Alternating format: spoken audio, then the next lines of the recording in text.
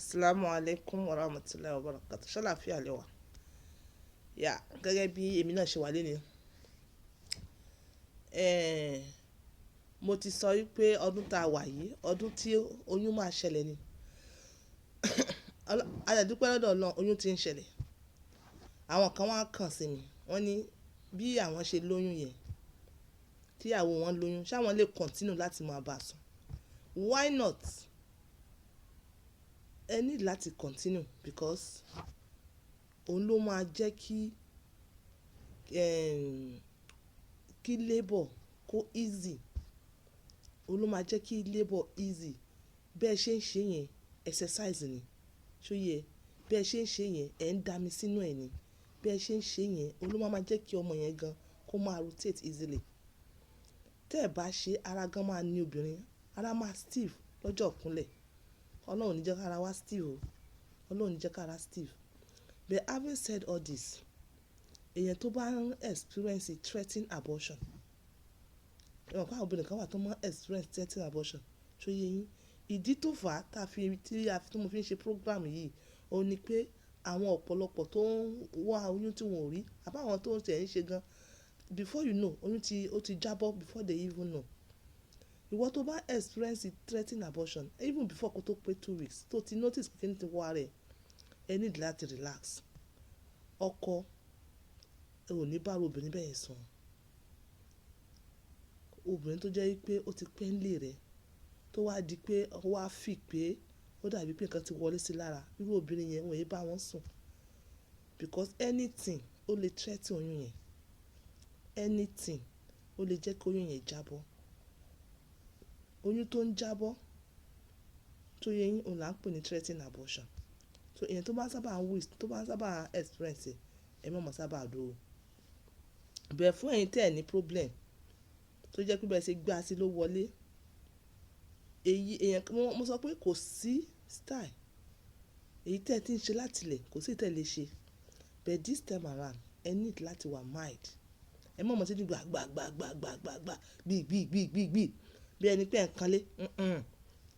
Mo tó ṣe pé bóyá o fẹ́ mọ̀ọ́mọ̀ jẹ́ kó oyún yẹn jábọ́, ẹ need láti wà gentle. But èèyàn kan wá tún tẹ̀síwájú nínú àwọn fans mi. Ó ní the best one ni ẹlẹ́gbẹ̀ẹ́. The best one ó ní ẹlẹ́gbẹ̀ẹ́. Ẹlẹ́gbẹ̀ẹ́ yẹn at least obìnrin yẹn ń rẹ̀ sí side yẹn. And ẹlẹ́gbẹ̀ẹ́ yìí dẹ̀ ni kò kí, that is later month ni tóyún yẹn ti bẹ̀rẹ̀ sí ní jáde, tí ara ti bẹ̀rẹ̀ sí ní ní obìnrin yẹn.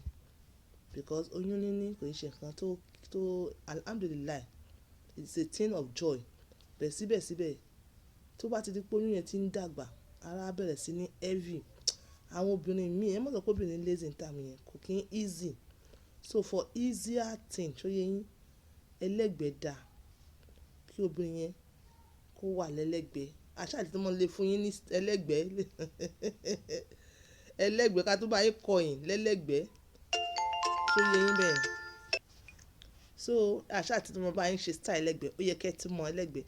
Obìnrin yẹn máa kọ ẹ̀gbẹ́, that is ẹ̀gbẹ́ ó kọ ẹ̀yìn. Kò ṣe pé like doggy o. Ẹ̀gbẹ́, ó kọ ẹ̀gbẹ́ kan, ó gbẹ́sẹ̀ sókè. Ó yẹ kó ti yé yín. Àbí a tún máa ń lọ straight yẹn. Èyí tá ń pè ní, kì í ṣe èyí tá ń pè ní sideways. Kò sí èyí tá ń pè ní back. Èyí tá ń pè ní side. So side, ó lè jẹ́ side ọ̀tún, ó lè jẹ́ side òsì, you understand? Ẹ lè kọ wájú sí ra yín àbí kó kọ ẹ̀yìn sí ẹ as in side. Òun ló máa sábà tẹ́ àwọn obìnrin tó ti like heavily gone. Èyí tó máa sábà tẹ́ wọn lọ́rùn nìyẹn. I believe mo ti answer question yẹn tó ń béèrè question yẹn lemọ́. Mo ní màá wá sílẹ̀ wá answer so that àwọn títè mi tọ́nà ti gbàdúrà wa, wọ́n jẹ oore ọ̀fẹ́ yẹn.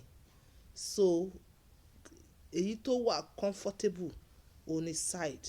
Tó bá fẹ́ bá ìyàwó rẹ̀ sùn, ẹ má rush. Then meanwhile, jẹ́ kí ìyàwó rẹ̀ wà enough lubricated. So yẹ kó wà lubricated dáadáa.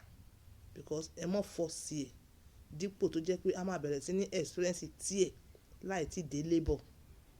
Tẹ́ bá dẹ̀ ń ṣe lemọ́lemọ́ tẹ́ ń ṣe lemọ́lemọ́, ó máa ń jẹ́ kí labour easy.